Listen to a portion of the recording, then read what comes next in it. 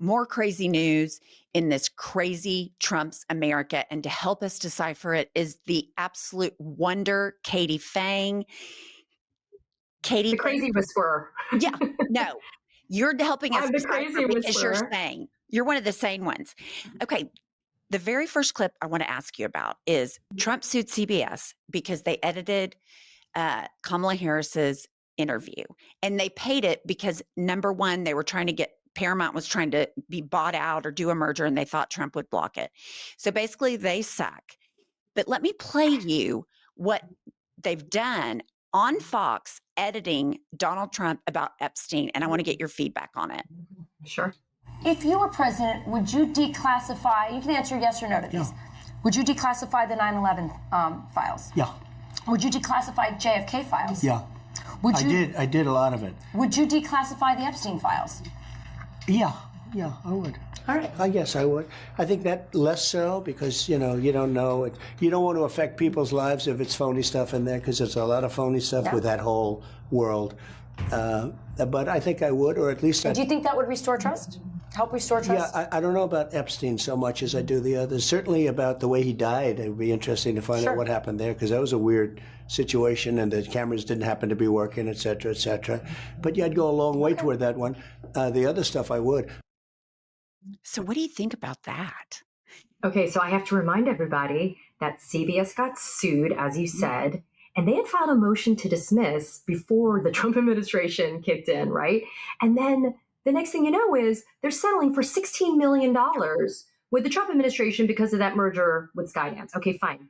But to your point, the allegations from Trump was that Kamala Harris interview was deceptively edited. But the reality is, this is what 60 Minutes did. They played a portion on one show on CBS, and then later on that day, they played the rest of the interview. So there was no editing that happened. It literally was push play, hit pause, push play, hit pause. What we just saw right now is 100% guilt by omission. And if you noticed, Trump immediately, quickly on JFK and everything else was like, yeah. But when it came to Epstein, well, let me hem and let me haw. But if you also listen to what he said, even he says there was something suspicious about Epstein's death. And he was relying upon the videos that, according to Pam Bondi, are impeccable and haven't been manipulated in any way. So why wouldn't somebody be suing the shit out of Fox News now saying deceptive editing because of what it is? And footnote, that lady, I can't get over. She was the Road Rules lady. Was she the Road Rules from MTV or was she the freaking Real World lady? But No. she's married to Sean Duffy. Transportation. Yeah. Yes. Don't even get me started with those two. But anyway, go ahead. Well, what I find interesting about the whole thing is he's like, well, I mean, there might be stuff in there that's not true. I mean, it's like he's already prepping people that he might be in there or that his, close advisors or donors are in there. So then it takes me back to why didn't you just redact it instead? Now MAGA's at his throats. But here's the thing, Fox News, I read yesterday that, all this Epstein stuff is breaking. MAGA is melting down like on fire. Fox News, I think it was at 5:45, they'd said Biden 90 times and never once referenced Epstein. So I'm just like, part of me has no sympathy for the Fox News watcher, but when you say they truly have no idea what's going on, they really don't. I'm not giving them a pass, but Fox News is over there just straight up propaganda. Yeah, and it's a crazy ecosystem in the Fox News land, right? Because they only put out and peddle the propaganda that their dear Fuhrer is telling them to have, right? So he may not have his paws on a day in, day out basis in terms of content, but there's a reason why you hear Biden's name 90 times and you don't hear Jeffrey Epstein's name vis-a-vis Donald Trump, which is ironically the reason to celebrate you, me, and others in independent media. Because look, we're not mincing words when it comes to the release and the call for transparencies of the Epstein stuff. And politics makes weird bedfellows. Well, that was a little too much, but politics can do some weird things. And listen, we are aligning ourselves with some crazy people right now, like Laura Loomer and Tucker Carlson and Megyn Kelly, who went to town at the Turning Point USA conference and made sure it was clear that even she was saying, this is dumb. Like, this makes you look really bad when you spend all of this energy calling for the release of these files. And now that you have them in your care, custody, and control, and you don't do it. So again, we're aligning ourselves right now with weird people. But the funny thing is, the pursuit of truth shouldn't be partisan. And in this instance, if you're looking for the truth to come out, you should be able to access the truth because this is the federal freaking government. We're not talking about some private industry which can gatekeep what it wants. This is a federal prosecution of a pedophile that was accused of a sex trafficking ring of young girls. And, I also want to say, may she rest in peace, Virginia Joffrey. She's dead now. And she was one of the few people that had the courage to stand up. And so there are people that were destroyed by this man.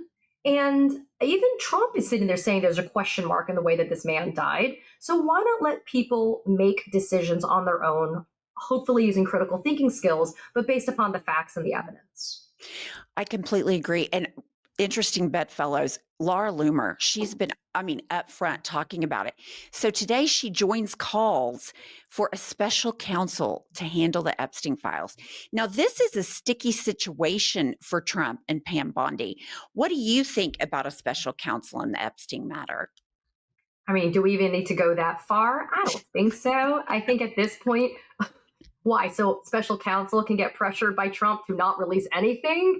Why not just release things in a redacted form that protects the victims and the identities of those that are the vulnerable, and just make sure the rest of it is out, again, contemplating things that we shouldn't be seeing that are criminal in nature. But when you've lost Laura Loomer, right?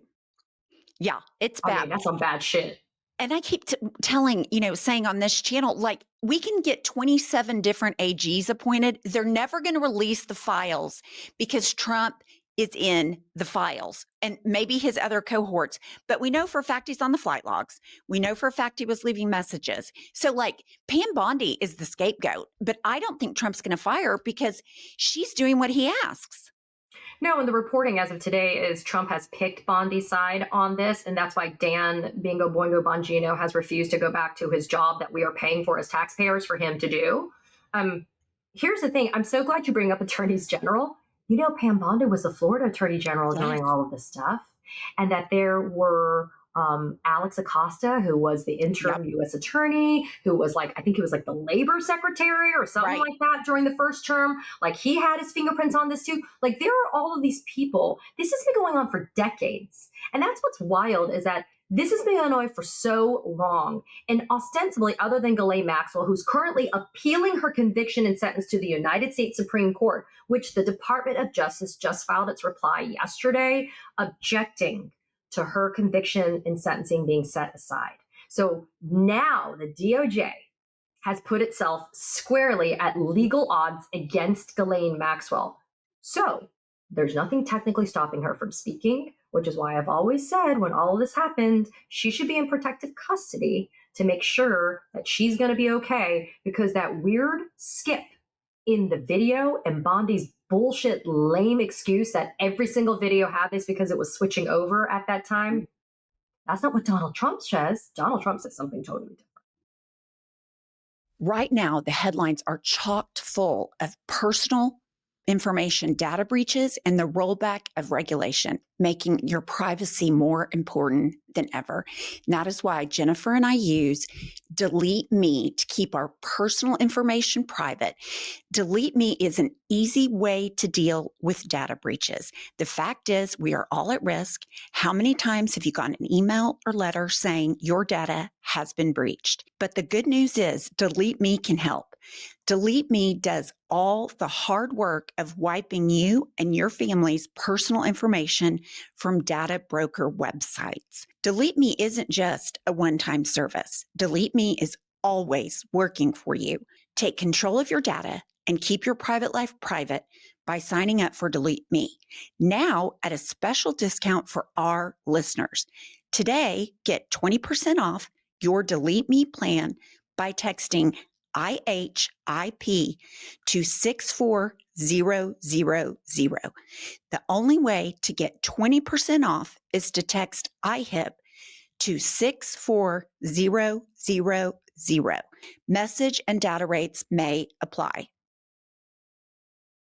And, the Justice Department had gotten 2 extensions about filing a response. So my question was, were they just going to let that slide? And then now with all the heat, they realize they can't let it slide. But, I don't know. That's pure speculation on my part. But one thing I found interesting is Pam Bondi, through all this, has fired her personal ethics advisor, a career attorney who'd spent 20 years at the department, removing the Justice Department's top official for counseling the most senior appointees. And my question is, does she think she has ethics if she just fires the ethics department person? I mean, this is nuts. I mean, the Pam Bondi thing, it's nuts. So I actually covered this story on my YouTube channel yesterday because I was so outraged. This happened on Friday. At the end of the day, this guy, Joseph Terrell, who was the personal ethics watchdog at the Department of Justice for like 20 freaking years. So not partisan. Not partisan, which is why I was like, look, if you know somebody who's been working that long and they've been in Republican and Democratic administrations, they're probably doing something right, especially in that space.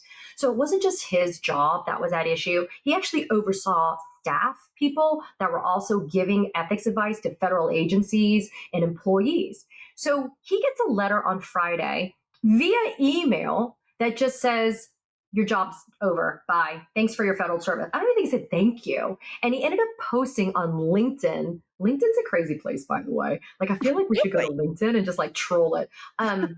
So he posted on LinkedIn a copy of the letter he got from Bondi. And he then said, listen, the arc of justice, is going to lean towards, justice here. Like, he was like, look, I am not going to be silent about what has happened to me. But putting that aside, they have eliminated inspectors general, and They took the guy who used to be the DOJ watchdog, Michael Horowitz, and moved him to the Federal Reserve of all places. So there's really no oversight over the DOJ. And those are the people that need oversight the most. They're the ones that are politicizing and weaponizing the federal government to do criminal investigations of political opponents and perceived enemies of Trump and this administration. If there was any place that needed hand-holding and an adult, it's the DOJ. And now I say it's the criminals running the jail because they got rid of the wardens and any of the officers. Absolutely. And Kash Patel, I mean, he has just been a hanger on for Trump for years and years and years. And then Pam Bondi, wasn't she in charge of the Trump University where she dismissed it on behalf of the state of Florida? So, I mean, she's been in his pocket for years, but it's so unbelievable to me that people that are civil servants that have been in their jobs forever, that are supposed to help with oversight, they get rid of them so they can just trample over it. And again, Congress isn't doing anything. They don't even want to hear on the Epstein files.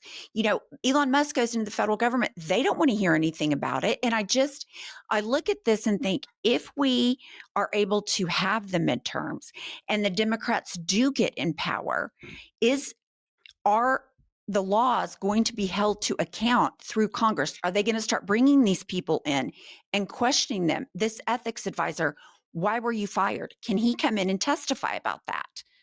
Well, he can whistleblow. We've seen whistleblowers step forward at the DOJ. A man named Mr. Riavani, he's the guy who was the immigration DOJ lawyer for 15 years that worked in the first Trump term and actually defended the Trump policies back then, Muslim ban, child separation, etc. But when he was pressured by Emil Bove and other supervisors at the DOJ, he said, I can't do this anymore, especially because a federal judge, James Boasberg in DC, was saying, wait, you cannot deplane and disembark these people in El Salvador. You have to bring them back. So we have people that have the courage to step up and say something when it's important. And there should be whistleblower protections that are true and that are affording the protections that are necessary for people to be able to come forward and tell the truth, especially in an administration like this. But I want to remind you too, these are all rewards, these cabinet positions and other type of heads of agencies. Pam Bondi was an election denier. She was a part of the Trump legal team that fought back, saying that the election was stolen. So any of these, it's in freaking Kash Patel is another stage 5 clinger, like Laura Loomer and others. And so they're all being rewarded for their loyalty. I think loyalty is a great thing, but you cannot use loyalty in replacement for democracy. Right. So listen, you want to give somebody some Cush ambassadorship a la Kimberly Guilfoyle? I Right. guess. I feel badly for Greece. But other than something like that, which, by the way, a lot of other administrations did, so I'm not bullshitting anybody, but you're not giving them Department of Defense, Right. Secretary of State, Department of Justice. And let's not forget Todd Blanche. He's involved in all of this too. He's a deputy AG, and now he's running interference for Pam Bondi at the DOJ when it comes to Epstein stuff too. So they're all thick as thieves. They're literally the walking definition of thick as thieves. Well, and corruption just on a scale that I don't think we've ever seen in the United States. I really don't. I mean, Yep. just start with the crypto and work your way down. I mean, it's just awful. So, Katie, thank you so much for joining us. It's been so much fun. And please like this video and subscribe to our channel.